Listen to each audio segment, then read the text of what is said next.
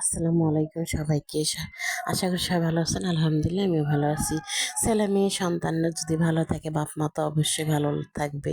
তারপর তো আমার ছেলে আজকে এতদিন পরে মুসলমানি পরে প্যান্টটা পরলো। পরে আজকে জন্ম তারিখ ছিল অবশ্যই, তাই একটু নাচতেছিল। নাচার পরে তো আমি একটা কেক নিয়ে আসছি সুগন্ধা থেকে। তো কেকটা এখন আমি বাইর করে দিচ্ছি, ওরা বাইর করার পরে কেকটা কাটবে। আসলে সুগন্ধার কেক আনতে বলছিল যে আমরা সুগন্ধার কেক খাবো।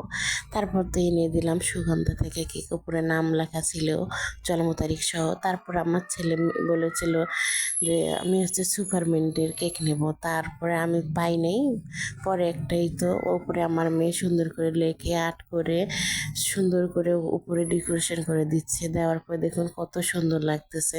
তো মাশাল্লাহ বলবেন দেখে সবাই কত সুন্দর লাগতেছে কেকটা।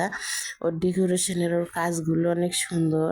আমি মা হয়ে বলি না, এটা আর কি দেখলে বোঝা যায়। তারপরে তো একটু মোমবাতি ধরাই দিব। মোমবাতি ধরাই দেওয়ার পরে এখন কেকটা সব কেটে নেবে ওরা।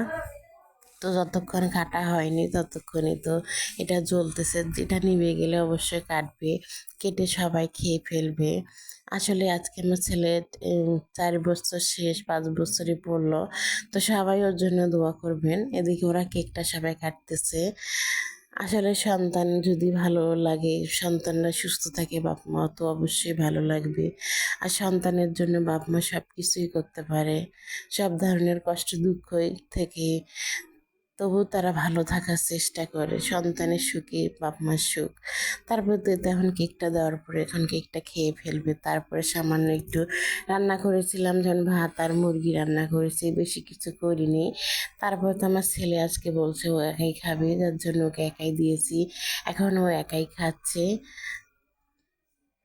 তো এরকম কোনো কিছুই আমি বেশি একটা ভিডিও করিনি, না আয়োজন কম তাই ভিডিও কম করেছি, বেশি আয়োজন করিনি। আসলে আমি আর আমার ছোটো ভাই বোন মিলে একটু খাওয়া দাওয়ার ব্যবস্থা করেছি, সেরকম কিছু করিনি। আর